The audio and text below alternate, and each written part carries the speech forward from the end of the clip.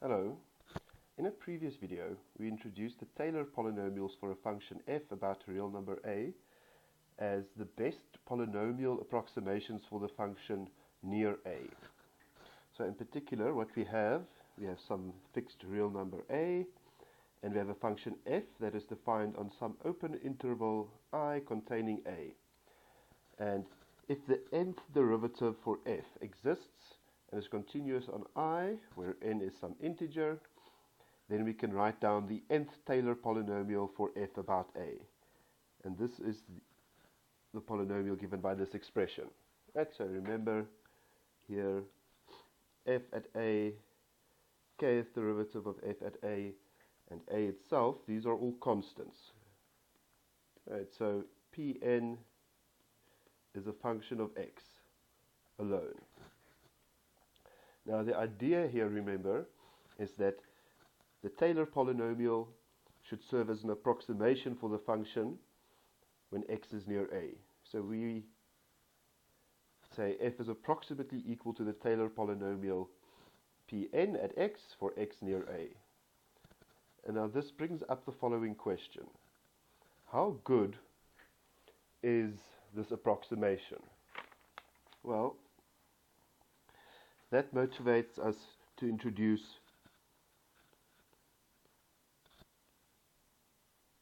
the error term. Right.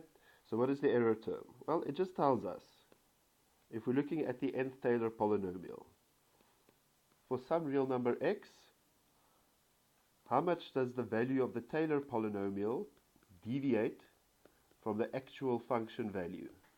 Right. So we've got the actual value of the function f of x minus the approximation, and that gives us the error. And we can write down this error explicitly: f of x minus f of a minus k sum 1 to n, kth derivative at a, x minus a to the k over k factorial. Right. So we can interpret this error visually by looking at the graphs.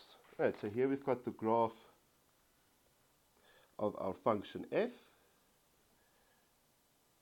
and here we've got the graph of the nth Taylor polynomial. So we want to know, if we approximate f using Pn at this specific value at x here, what is the error going to be? Right? So that error is this discrepancy. Right? So the error En at x tells us how much does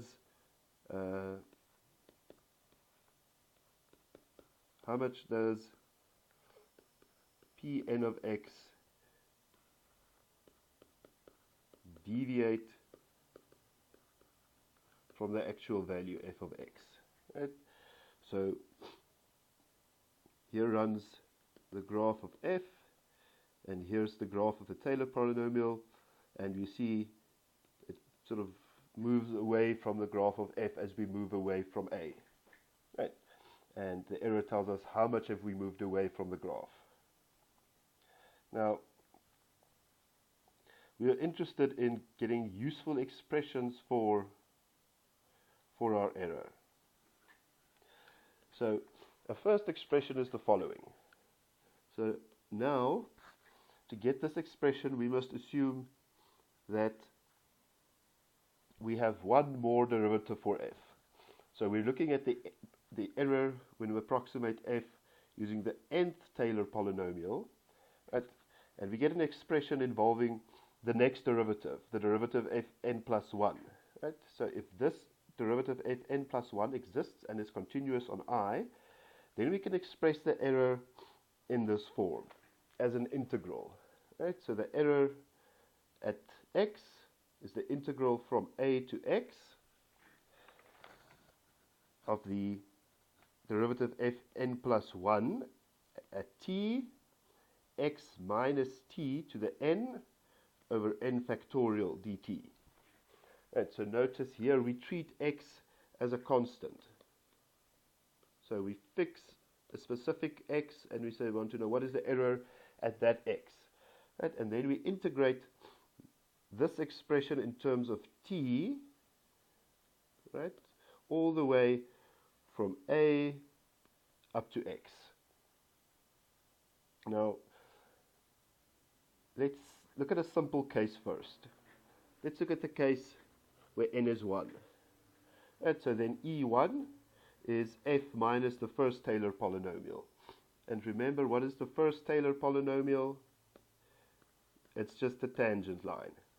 So we get f minus f of a minus first derivative at a, x minus a.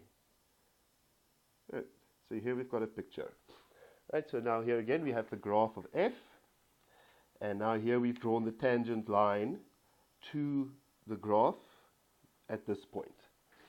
And this is the first Taylor polynomial. So now our error tells us, the error at x tells us if we've gone from a to x, how much has the graph of f moved away from the tangent line? And what our result tells us is that this deviation is equal to this integral. Integral a to x, second derivative of f of t, x minus t dt. Right? And this E1x is the deviation of the graph of f from its tangent line. Now, why should we consider this as making any sense at all? Right? Why do we have this kind of expression for this deviation? So in other words, why is this distance here, right, equal to that integral? That seems a little odd. Now we can get a better idea of why this kind of thing makes sense by recalling the meaning of the second derivative. Right? What does the second derivative mean? Well, if we've got a function with second derivative everywhere 0, then the graph of this function will be a straight line. Right? So there will be no deviation from the tangent, because the tangent line is just the graph of the function itself. Now, when the second derivative is positive, that means that the graph of our function is concave up. So if we draw the graph of the function and the tangent line, say at that point, then we see the graph curves away from the tangent line, and it curves away upwards. If the second derivative is negative, then the graph of our function is concave down. So again, if we draw the graph of this function here, and we take a tangent line at that point, then we see the graph curves away downwards from the tangent line. Right? And the bigger the second derivative is, the more rapidly this happens. Right? So if you make the second derivative bigger, the graph is going to deviate more from the tangent line. Right. So you can look at a very elementary example. Right? If you take a parabola, y equals cx squared, and let's just take the case c is positive. Right? Then the tangent line at x equals 0 is just the line y is equal to 0. Right? The tangent line runs here. And now you can see the second derivative is 2c. Right? So the second derivative becomes bigger precisely when c gets bigger. And now you can go and sketch a few a few of these parabolas, and you'll see that if you make c smaller, then the graph moves downwards. If you make c bigger, the graph is going to move upwards. Right? So in other words, if you make c bigger, then the graph deviates more from the tangent. Whereas if you make c smaller, towards 0, the graph gets closer to the tangent. Right. So at least intuitively, it makes sense that the error E1, which is given by that, just f of x minus first Taylor polynomial at x, should depend in some way on the second derivative. Now, how can we prove this? Well, if we look at the right-hand side of this equation, you'll see that this looks awfully a lot like something you would integrate using integration by parts. Right? So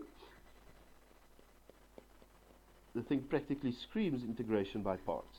And what should you do? You can take your u prime as the second derivative of f, and you can take your v as x minus t. Right, so then what is u? U is just the first derivative of f, and v prime is minus 1. So if you apply integration by parts to the right-hand side of this equation here, what do you get? Well, here at the moment we've got u prime v, so integration by parts says this becomes uv. So it becomes f prime at t, and v is x minus t from a to x minus integral a to x, and now we should have v prime u. So v prime is minus 1. So that becomes a plus, and we're left with f prime t dt. And now we just evaluate. So this gives us f prime at x, x minus x, minus f prime at a, x minus a. And this integral is just going to be f prime, we're integrating, so the derivative becomes the function, so that's f of x minus f of a. And now this is 0, so what we're left with is f of x minus f at a minus first derivative of f at a, x minus a. And that is exactly E1, right? F of x minus f of a minus f prime at a, x minus a. And we're done. Right. Now, what about higher order terms? What about, say, E2? Well, this is what we need to prove. Now, what is E2? Well, E2 is f of x minus f at a minus f prime at a, x minus a, minus 1/2 second derivative of f at a, x minus a squared. Right. And now you can notice that this first bit here, what we've got here, that's just E1, right? This is E1 at x. So E2 is E1x minus 1/2 f double prime a, x minus a squared. And we can express E1 as an integral, right? So now let's see. Again, if we look at what we've got here, right, if we look at the right-hand side, of that equation we want to verify. Right? Integral a to x, third derivative at t, x minus t squared over 2 dt. Again, this tells us integration by parts, integration by parts. And that can be our u prime, and that can be our v. So we've got u prime, third derivative of f, and we've got v 1/2 x minus t squared. So that square should be on the outside of the bracket.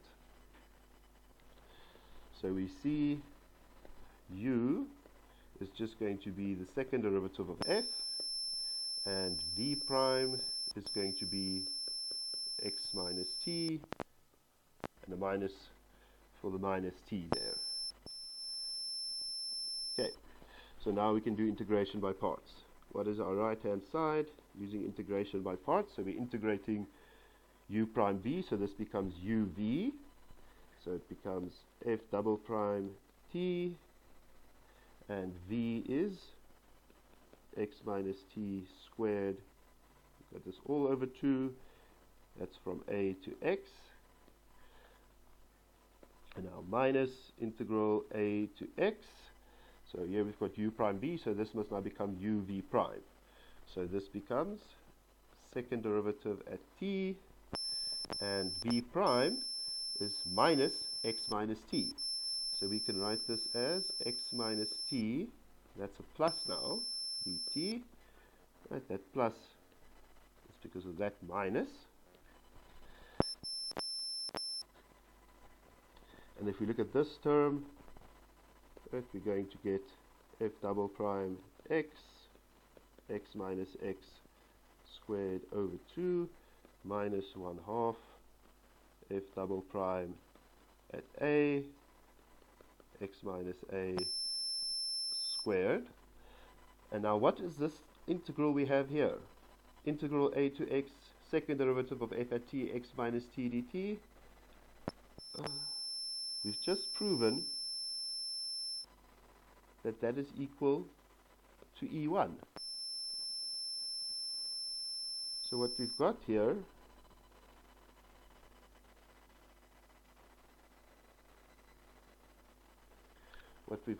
is the following. Right, so this becomes E1. Right? And then what's left, so there we've got the integral a to x dt.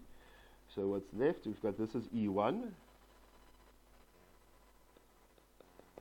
Right?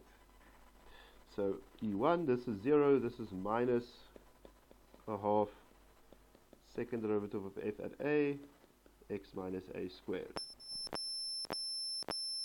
And now we go back up and we say E1 minus 1/2 second derivative of f at a, x minus a squared. That's exactly E2. So we've got E2 of x. Right, and we're done. Now, the general case, you can imagine, follows in much the same way. The general case, we're now going to use induction. Right? I'm not going to do this. It's written out in the notes. But it's essentially the same argument as we did going above, from knowing the error E1 to knowing the error E2. Right? It's the same procedure for the general case. You're going to go from knowing En to getting En plus 1. Alright. Now, there are other forms for the error. In particular, right, we've just discussed this form here, the integral form of the error. And from this, you can very easily get the second form, and that's via the integral mean value theorem. Right? So the second form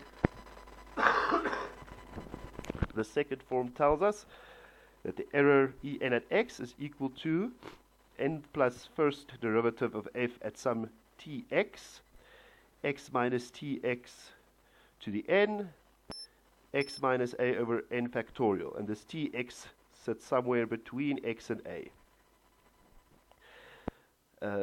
Another form of the error is what we've got here. Right, again, the error en is again derivative fn plus 1 at sx, x minus a to the n plus 1 over n plus 1 factorial. And here again, sx sits between a and x. Now, these exact forms for the error aren't interesting as such, but they are interesting in the sense that we can use them to get very useful estimates for the error, and that we will discuss in a subsequent video.